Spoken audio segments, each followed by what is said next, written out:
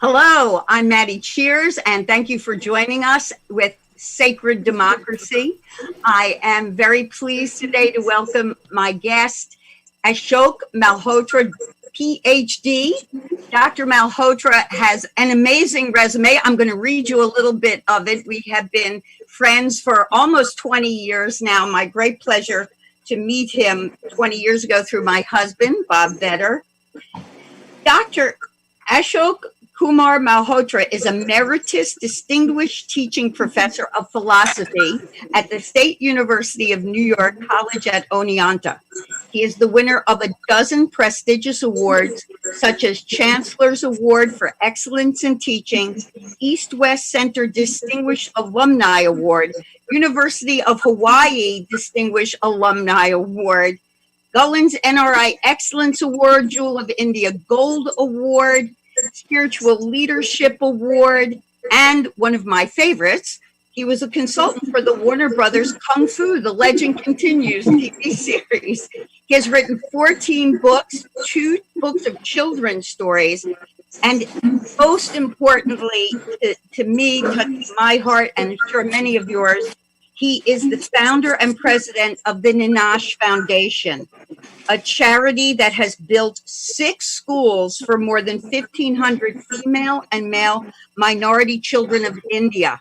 In 2016, the Ninash Foundation adopted a 7 school with 280 tribal children from Sagbara. Did I say that correctly, sir? Sagbara? Yes. In Gujarat? Gujarat, bordering, I'm going to say it wrong, Maharashtra. Excellent. Thank you. To recognize his charitable work for the underprivileged and underserved female and minority children of India, he was nominated several times for the Nobel Peace Prize. I am so thrilled to have you here. I can't tell you. Thank you so much for your wonderful introduction. Well, you are a wonderful person. It has been my privilege to know you for all these years, and especially to talk about our topic today, which is, what if everything you know about yoga is wrong? And when I first met Dr. Malhotra, he introduced me to his book. He gave me his book, Instant Nirvana, The Americanization of Mysticism. And at that time, I think Power Yoga had just come out. And we had a long talk in your dining room about how this wasn't really yoga, that the yoga that people think of in the United States is not the yoga that you grew up with. So you told us a story last time we talked about a woman in your town that was teaching yoga and how you realized this was the mindset here. So I'm going to turn it over to you to explain all of that to us. Okay, now I'll quickly say first to you, thank you so much for inviting me, because I have not been on and in any class for the past 5 years. So I'm a little bit rusty, but I'll open up. The more I talk, warmer I'll get. Okay, so if to answer your question, I will say that yoga has a tendency to be popularized, even though authentic yoga is very, very different. And I'll first give you a couple of examples of how meditation started, how yoga started, and then we can talk about how people have modified it to suit their personal aim, goal, to make a lot of money from it. Okay, so in America, I would take all those 800 different varieties of yoga, or even more, and I'll dump them into 4 basic groups.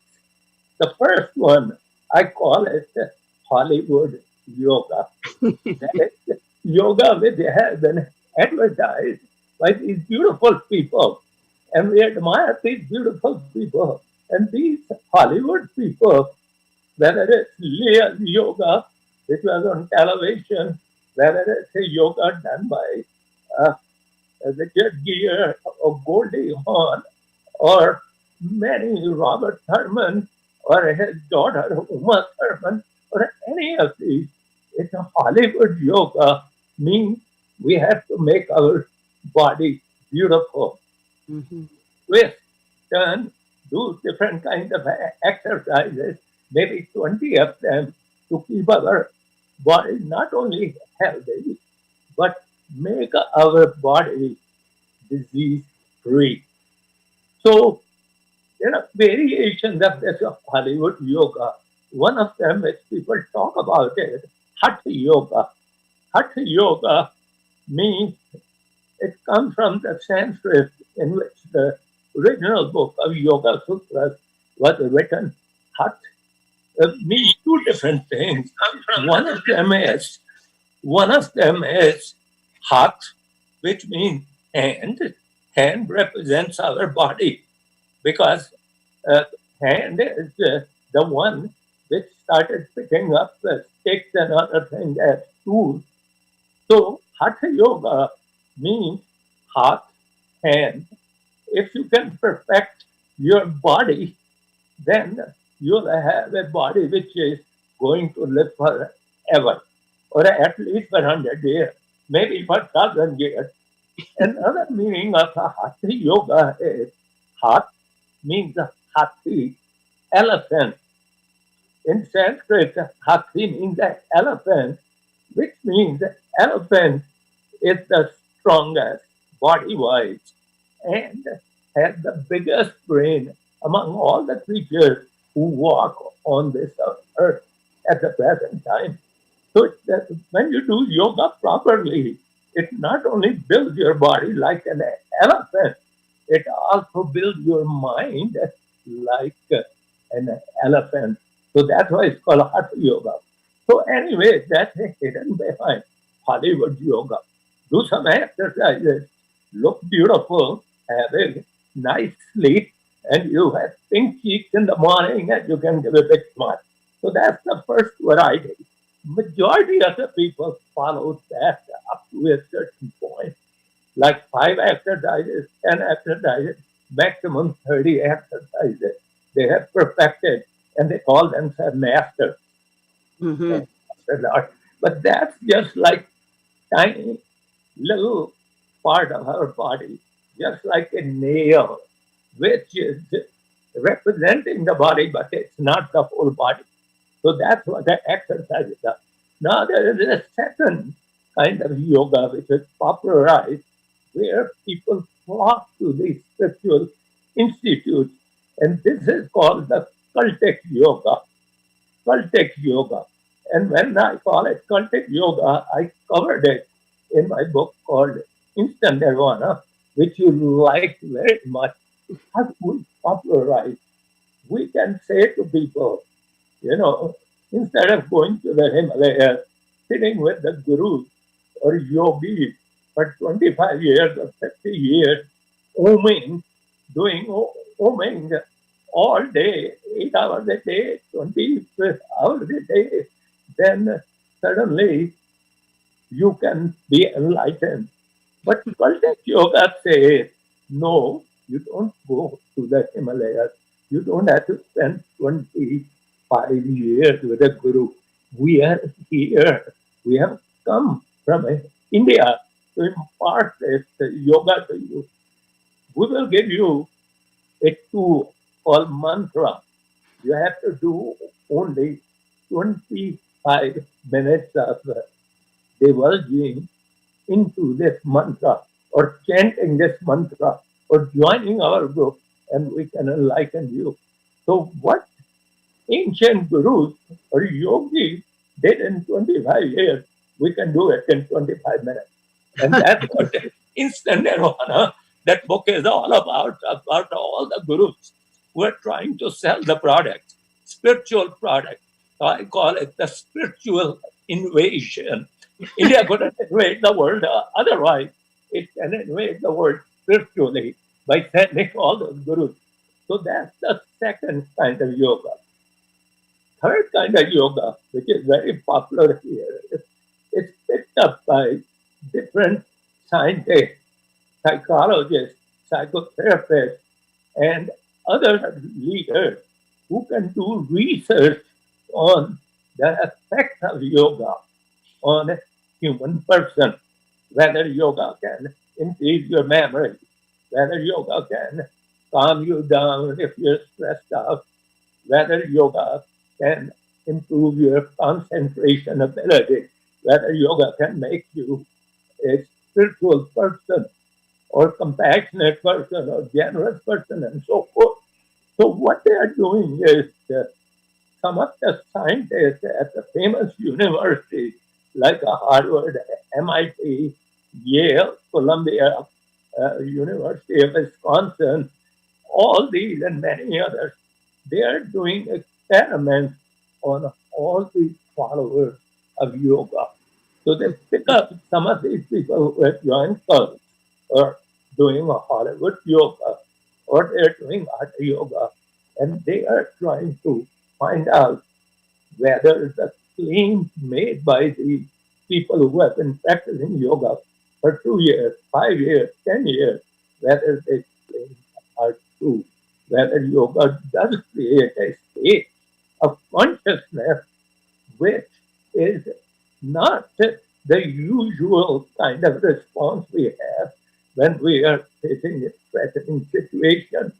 Our usual response is fight or flight. Right. But when you have this third kind of state, which your mind or which meditation is able to create in your mind, that stage goes beyond fight and flight. It says relax, think about the situation, stay calm. You don't have to give somebody a punch or run from that punch which that person is going to give you. So I call this Harvard Yoga because Harvard represents a university, a research center. So these are the three most popular in America and the West. But there is a fourth variety. I call it the Himalayan Yoga.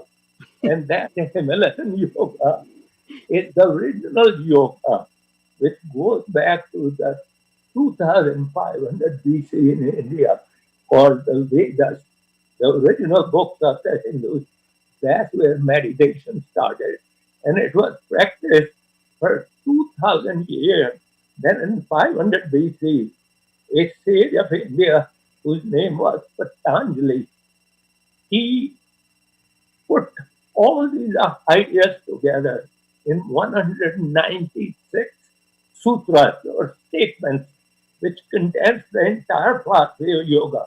And if you put those 196 statements into a book, it will be 3.5 pages long book. But each statement is so condensed because each statement, I'll just give you an example of the first sutra. It is written in Sanskrit. It says, Atha Yoga Anushasnam. Atha means here, now. Yoga Anushasnam begins the study of yoga. Here, now, begins the study of yoga. If you look at the word Atha, most of the people say, oh, this is a book on yoga. I'm going to read it. But Atha means here, now. When we say here, it says in this space, now, in this time, at this moment, I'm going to start making yoga as my life goal, and it will become meditation and action. So people have given different interpretations. So if you go through 196 statements or sutras, it is you can offer many, many interpretations.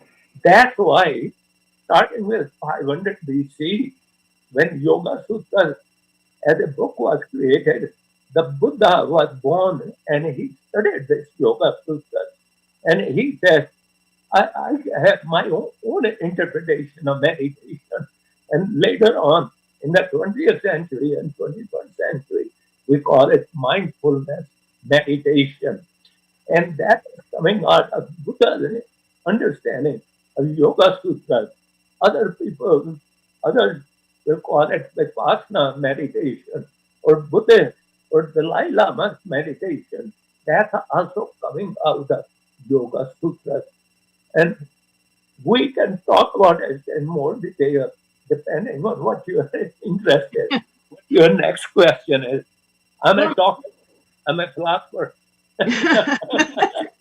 well, my big question is when you said that yoga is meditation in action, and what I find with yoga, the way it's practiced in the United States, is it's very self-centered. It's all about me. It's like what you call the Hollywood yoga. It's all about my looking good. It's all about my being calm. It's all about my being mindful. It's very self-centered, as opposed to the idea of putting it into an action for the betterment of the world at large, humanity at large. So I'm wondering if you made that same observation. I'm not a fan of the class of the way yoga is taught here. I've never been a fan of it. It's not for me. But when I started to read about what yoga really is, about the 8 sutras, the things that you talk about, that is fascinating, moving stuff, the whole idea of meditation for action. I'm not just sitting here by myself, for myself. Yes, I think that's a very good question. And since yoga is written in the form of statements, and each statement has very chosen words, 3 words, 5 words, and maximum of 6 or 7 words, and each word is loaded. And I don't want to use a violent term, but each word is a loaded pistol, if I am allowed to. It has so much material in it. So let me say the next 2 statements of Yoga Sutra, and then I will answer your question as there.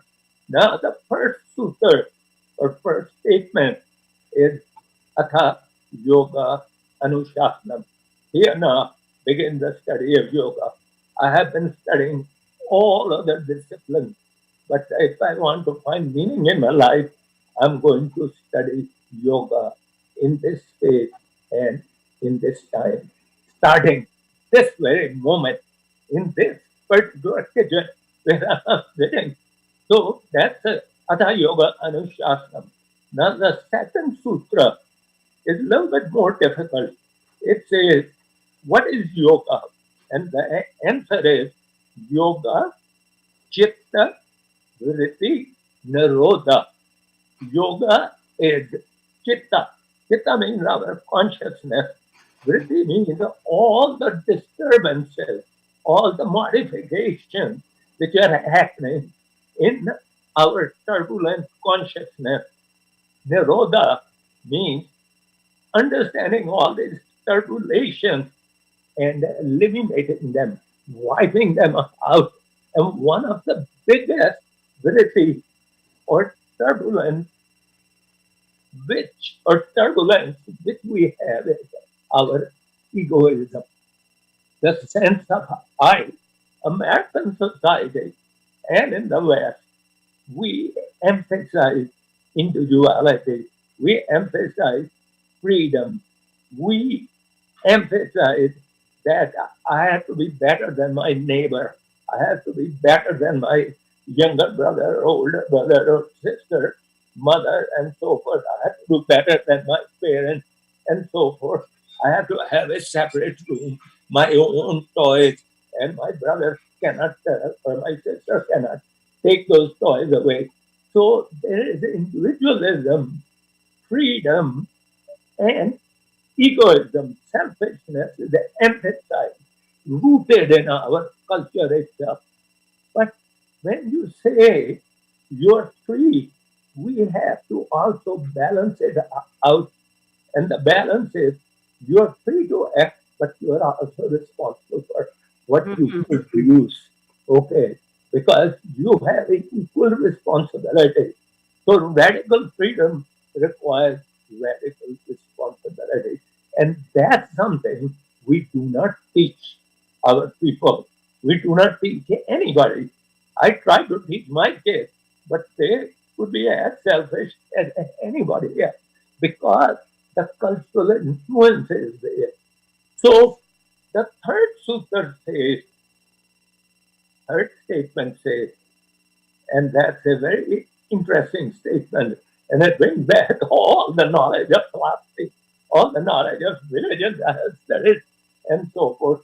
And it says, after you have gone through yoga, chit, vritti, nirodha, that you recognize all the disturbances, stresses, and strain in your consciousness, you try to eliminate them. Nirodha means elimination, wiping it out, making the state clean so that it becomes like John Locke will say, tabula rasa, clean slate. So what happens when you are able to get rid of all the stresses and strain? And the third sutra says, Tat Diristu Surupe Vastanam. And Tad means then, Diristu means your real self, the witnessing self, which is always there, and your conscience. When you do something bad, or you're going to have a drink, and that says, don't have more than one drink.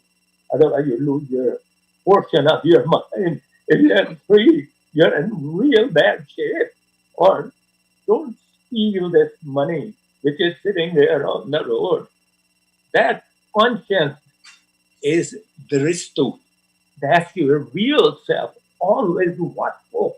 It is your silent self. But what I'm doing is, I'm still talking from my ego. This is my ego self, which is creating all kinds of disturbances, all kinds of changes, and they are called, in Sanskrit, vritti. We have to get rid of them. So if some other you can get rid of them, what will happen? Then your real self, which is the ristu, witness, clean consciousness, will shine in its own light. And if you don't, the fourth sutra says, if you don't, then you are totally muddled up, totally stressed out. You identify yourself. A big car you have. Okay, what kind of clothes you're wearing today? And what kind of speech you gave there today, Ashok? People are applauding, or people don't like it, and so forth. We identify ourselves with what the society says. That first thing, society says, how much pleasure you have in your life, how much money you have in your life, how much of name, fame you have collected. So we measure the life of a person in terms of how many pleasures. In Sanskrit, we say kama, sensual pleasures, and other pleasures. Then we say, after that, how much money the person has, what kind of car one has, what kind of house one has, what kind of lawn one has, how many influential friends one has. So then it comes how much fame you have, how many people know me, how many people read my column, 40 people, 100 people, 4,000, 4 million, and so forth. We measure our ego in terms of pleasure, in terms of money, in terms of fame and fortune. And so what happens is, that's what builds up our ego. And that's what we identify ourselves with. And so what happens is, that's from yogic point of view, that is nothing but all these things which are disturbing your mind. And that's what our ego is. But your conscience, the Ristu, is sitting there saying, you have to go beyond that. And I was reading this wonderful book, which is written by this guy. It is called The Book of Joy, and where he's interviewing Desmond Tutu, Bishop Desmond Tutu from South Africa, Yeah. and also the Dalai Lama of Tibet. Abraham, this is the guy who just noted. And from that book, there were many, many beautiful things. But one of them, which pertains to what we are talking about, and I'm going to paraphrase it in my own words. And the dialogue is going on between the Dalai Lama and Desmond Tutu, and it's recorded by the editor. And they are talking about, oh, you're a man of faith. And Tutu said, of course I'm a man of faith. He said, you pray. He said, of course I pray. And then they say, you're a man of meditation. And that's the Dalai Lama. And you meditate. And he said, yes. And then what I understood, what Tutu was trying to say, when he prays, he talks to God. He asks God, please give me this, give me, so that I am understanding of others, so that I'm compassionate towards others, I'm generous towards others. So God, please listen to me and help me. So this is the prayer part. In prayer, we talk to God. And then Dalai Lama said, oh, when I meditate, God talks to me. So that's the gist of Yoga Sutra, the third statement. When you can get rid of this ego, which analyzes, which synthesizes, which creates all these values and all these attachments, all the loves and hate, all the stress which the ego creates, we have to get rid of all this, because this is something society, our family gave it to us, and we identify ourselves so completely with our selfishness that I'm going to be better than my brother, sister, my neighbor, my colleague, or anybody. So Right. that once you push that on the side, then your real nature, the quiet self, shines in its own light. And that's what yoga wants you to go in the direction of. You don't have to be enlightened. You have to experience it in every action, every deed, every relationship you have. So when Buddha was asked this question, you call it that everybody is a bodhisattva. And what is the meaning of bodhisattva? And he said, Bodhi has nothing to do with my name. My name was Siddhartha. Siddhartha means Siddha, Artha, one who is directed towards his goal, one who is going to accomplish his goal. That's what my real name is. But when I got in touch with my real self, the Rishtu, then I became the Buddha. Because now I operate not at the level of good, bad, white, black, and so forth. All these contraries, I am above them. I have transcended them. So I'm operating from that, and that's the level of buddhi. Buddhi, it gives you this comprehensive view that I'm not just collecting things for myself or just for my family, just for my country. I'm collecting these things to share them with all the children of this earth. That's my humanity. That's what Buddhi does to you when you look at it from that perspective. It's an ego-less perspective.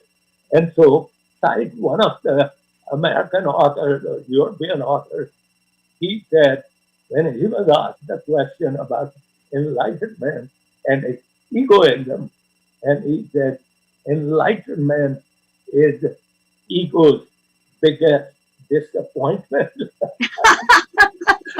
Because the ego is gone. Okay? Right. That's what meditation does. It takes you away from selfishness and you rise up above all this.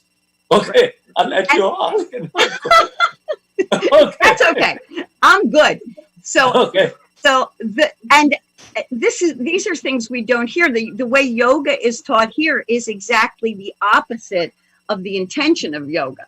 To me, because it's involved in the ego. There's competition in the class. They're selling you things, so you're in the whole consumerism, buy the mat, buy the clothes, buy the and it's gotten away from what you're talking about. And now you layer on that this very popular term you mentioned today, mindfulness.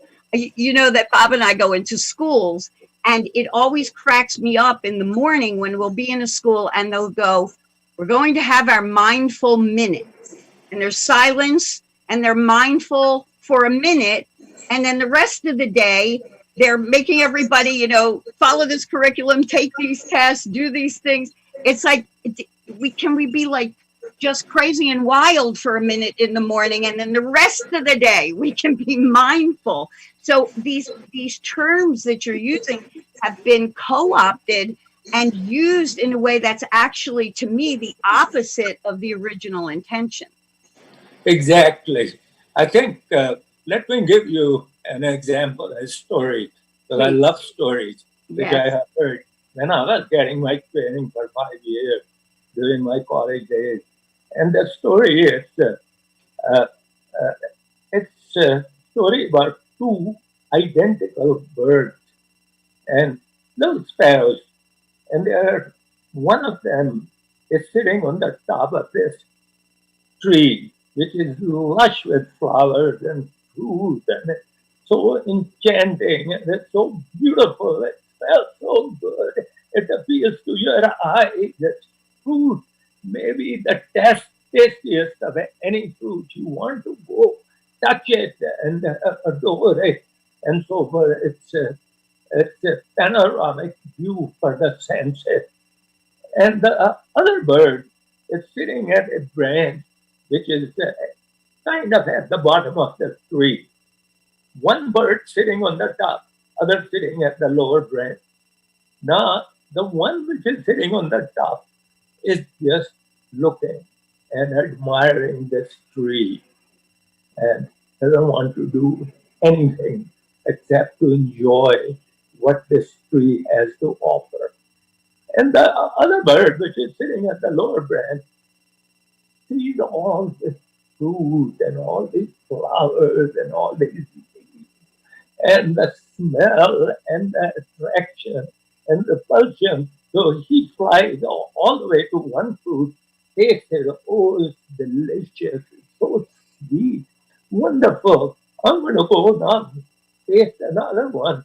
And it goes to the second one, flies over there, sits down, pecks on it. Oh, it's sour. It's not as good as the one that I tasted earlier. Let me go to the next one. And it goes to the next one. It's totally tasteless because it's not ripe yet. And then, just at that point, it becomes aware of the bird sitting on the top branch. And he says, what is the problem with that bird? It's sitting quietly, doing nothing. I'm having so much fun trying out a sweet one and a sour one and tasteless one. And next, and it keeps doing that when it gets tired and sleep. When it wakes up in the morning and starts at the same kind of action. Enjoy it, hates it, and is indifferent towards it. And it keeps going up and up and up. It's very curious about it. The bird sitting on the top, doing nothing.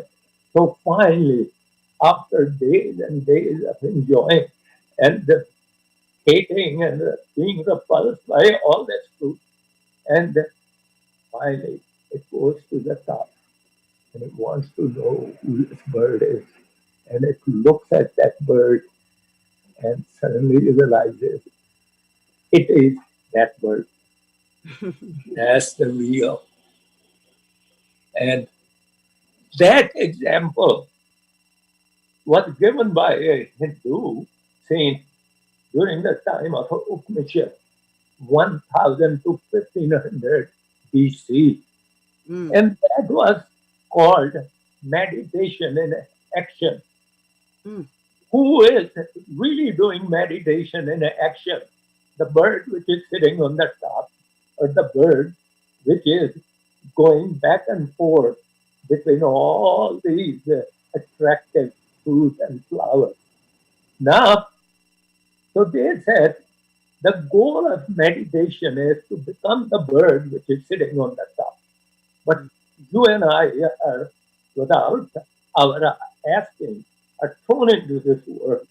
We are born into this world. Our parents teach us the language, and with the language, they teach us how to separate different things, how to get attached, how to be a pet. Our society, our language, our upbringing teaches us hatred, anger, fear, love, and all the other emotions. And through that, we inculcate what is called the ego. And we are bound by that ego self. And this little bird that jumps from one branch of tree to another is representing the ego self.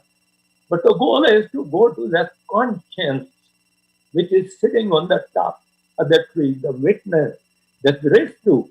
How do you guide this person who, at a different stage of life, who has built up this ego, this selfish self, which is guided by pleasure, guided by pain, by fear, anger, goal seeking, accomplishing things for others, cheating others, lying to others, all the other things come with the ego.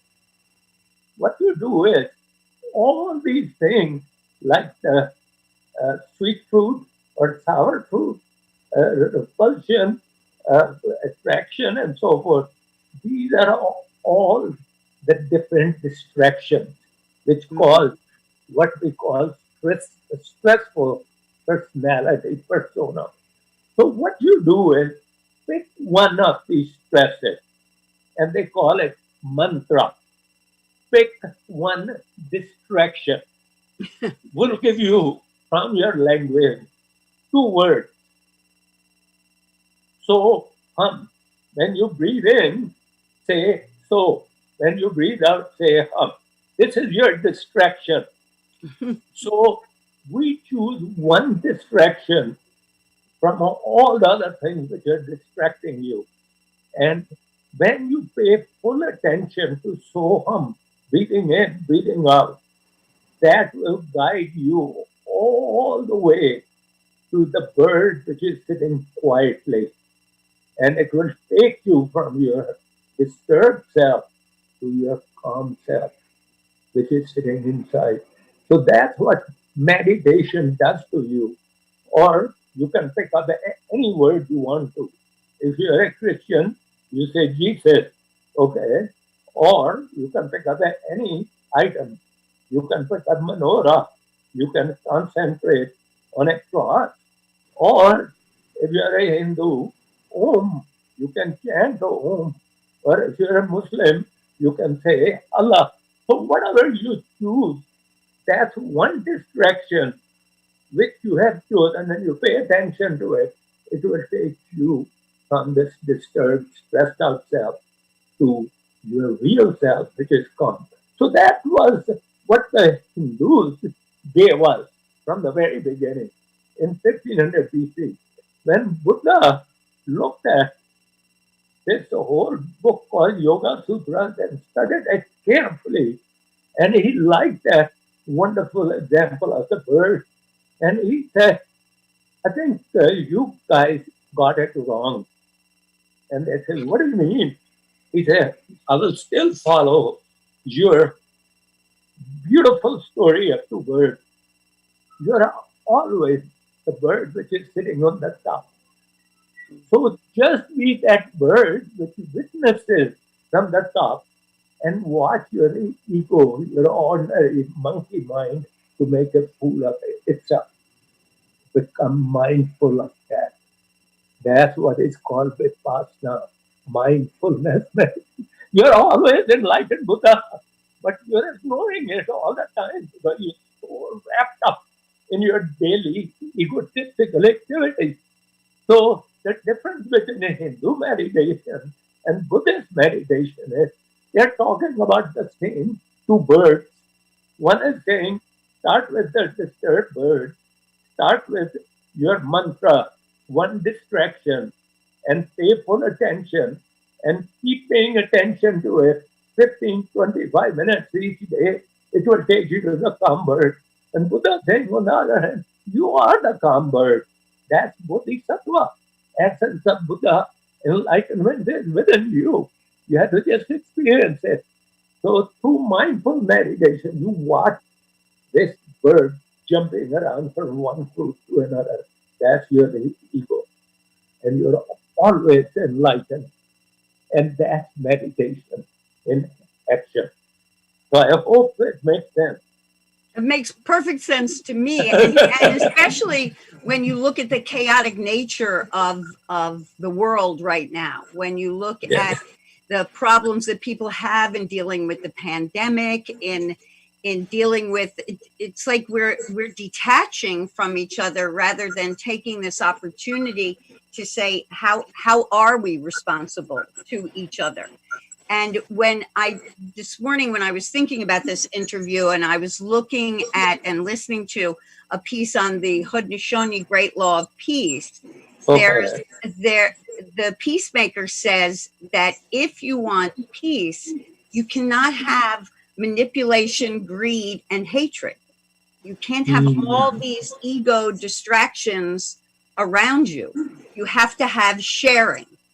And And that, when I think about where meditation in the way you're talking about it, yoga in the way you're talking about it, that's supposed to take us to that realization that this greed, this manipulation to get what we want, this hatred, I hate you, you hate, the worst of all of that, is not going to lead us to this sharing and lovingness that will bring us to the calm. We have to find a way to be resilient in all of this and calm in all of this.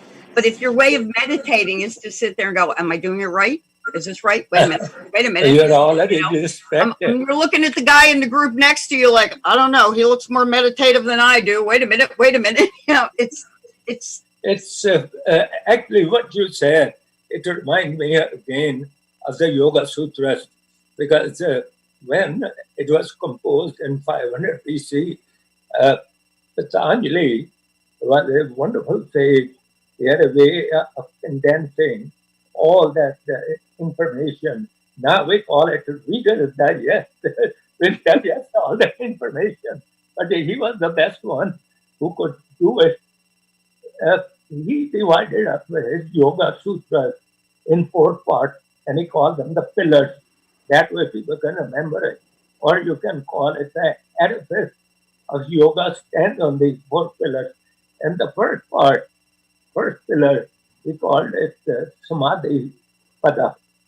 Pada means a chapter which deals with Samadhi. And Samadhi is a state of mind which is deprived of, this is egoism, which is deprived of a hatred, which is deprived of attachment or detachment. And then he said there is a method to get there, and that becomes part 2.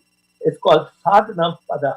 Sadhana means the methodology to reach this state of calmness where you are in touch with your real self, which is all accommodating, all encompassing, which doesn't think about me as a separate person. It thinks of me as a cell in my body. I am a cell on the body of this earth. Earth is a cell on the body of the solar system. Solar system is a cell on the body of this galaxy. This galaxy is a cell on the body of our universe. Our universe is a cell on the body of multiverses. So I'm connected to the whole universe like a cell is connected to 60 billion other cells which make my body, your body. So whether we like it or not, that's what we are. We have to raise a person's consciousness to that point And yoga is there to raise that consciousness. In the second part, which is called sadhana pada, methodology to reach this enlightenment, it starts with what is called yoga of action. And in Sanskrit, we call it Kriya Yoga. Kriya Yoga. And Kriya Yoga, Kriya means action, yoga of action. And it says that we suffer from the Sanskrit word is klesha, affliction of our personality. And what are our afflictions? And it gives you everything is like no more than five, maybe six, five afflictions all of us have. First affliction is egoism, and it's say that hankara, that's there. Second one, or some people shift it, avidya, ignorance of our real nature. That I'm not the bird which is jumping around. My real essence is the bird which sits on the top. That's ignorance. I'm ignorant about myself. Mhm. Okay. And the third one is the raga. Raga means attachment. We get attached to things, and that's through our ego. And then the next one is the vesha. The vesha means the repulsion. We get attached to raga. We are repulsed if we can't get it. And then the last one, the fifth one is abhinavesha, the fear of death, fear of extinction. So we have five things to remember which afflict the human personality. The first one is avidya, ignorance. We are ignorant about ourselves, our real nature. Second is asmita, egoism. I'm so egotistical. I want everything for myself, not for you, not for anybody else. I want to be better than anybody else. I want to be recognized that way. I'm looking for name, fame, fortune, so that I can excel. And everybody admires me and feels low when they see me, and so forth. That's why I admire all that. And then the Vaishya, I hate those who are able to compete with me and are better than I am. Okay, I hate the fence which my neighbor put on uh, uh, around his boundary line because it's better than, more expensive than mine. What kind of silliness it is? Then we are afraid of our finitude, that one day I'm going to die. I'll not be anymore. Everybody is going to forget me. That's what the ego says. So those that afflict our personality. So Kriya Yoga, or yoga of action, which gave rise to what we call mindfulness meditation, Right. yoga of action. It says there are three steps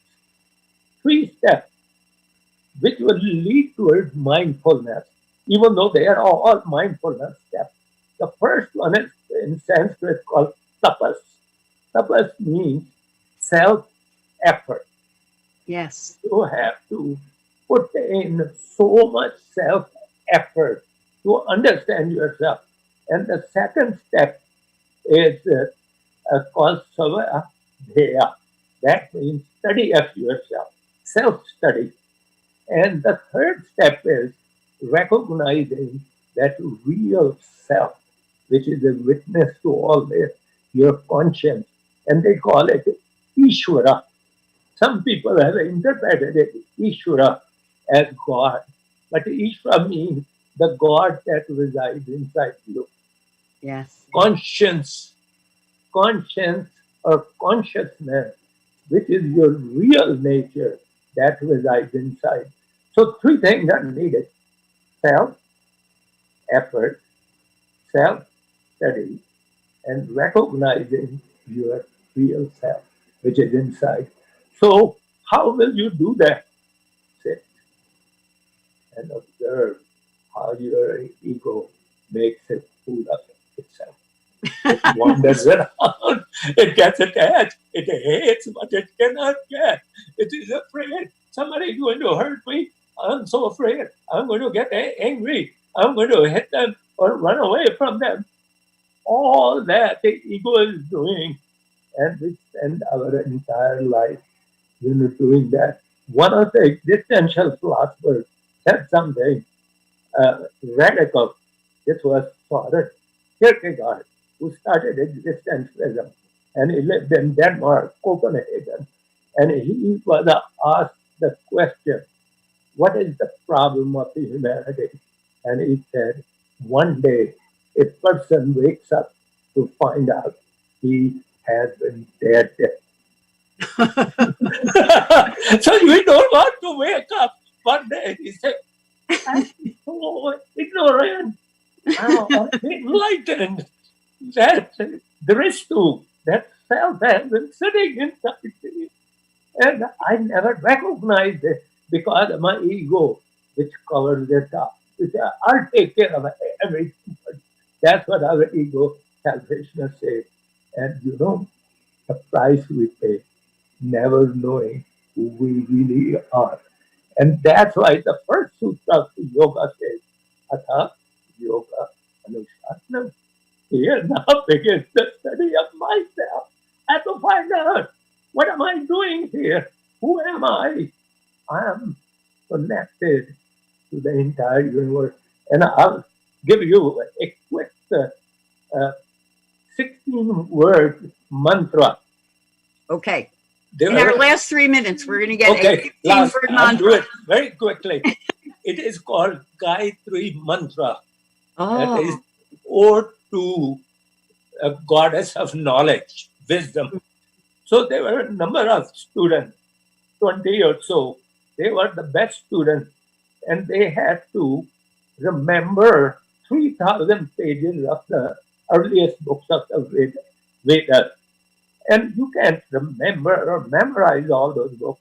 So they went to their guru, teacher, they put their hand in front of them. They say, Guruji, that's a sign of respect. Master, we're very good students, but can't memorize 3,000 pages. So could you condense all that teaching of the Vedas into a few words? And Guru said, okay, let me meditate. And he meditated for a couple of minutes, and he came up with 16 words. And 16 words, he captured the essence of 3,000 pages. And it says, I'll say it in Sanskrit, and Om Bhu Bhava Swaha Tat Svitu Vare Niyam Bhargo Devasya Dhrimahi Dhiyo Yo Naha Prasho Deyat. In these 16 words, it says, before all the universes were, before any creature was, before anything existed, there was an infinite consciousness, emptiness, that at some point produced the sound Om to make itself concrete. That Om, that's where the mantra starts. That Om, universal vibration became Bhu, the earth, Bhava, all the planets, all the galaxies, and all the universes, Swaha, the space to hold it. Tat Svitu Varenium, that became the sun. In cooperation with the earth, it created all the creatures. And in each creature, this Om resides at their breathing pump. So when you breathe in, breathe out, your breath is saying Om, Om. And the goal of our life is to use this Om, this breathing in and out, to get to that spark of divine self which resides inside you as your conscience. And meditation will take you there. Yes, it will. I am with you on that one. Okay. Yes. So that's called the wisdom. And that the goddess of wisdom is Gayatri. And Wonderful. that's the gist of what you're trying to do. Gayatri, we have to learn from that goddess. How Yes. to be peaceful, how to get to our real self. Beautiful. And that is peace, joy. And it is stated in 3 words, Sat, Chit, and Ananda. When you reach your real self in meditation, Sat, Chit, and Ananda, infinite consciousness enjoying itself eternally. That's your real self. that is a great place to end this conversation. And I'm so pleased to say that you will be back with us next week. And next week, we are going to kind of add on to this, I feel, in our discussion of Gandhi and nonviolence, the nonviolence movement. And Dr. Malhotra had met in the past Martin Luther King and James Farmer. So we're going to have a whole discussion on the importance of ahimsa, of the dynamic harmlessness, right? Yes, that's beautiful. You put it very succinctly. I've been hanging out with you a long time. We send you a lot of love. And I send all of my listeners and you lots of love. I look forward so much to having you back next Sunday. May you all have a beautiful, blessed, peaceful, happy day and full of gratitude. Full of gratitude. Thank you all so much. Thank you. Thank you. Yeah. Okay.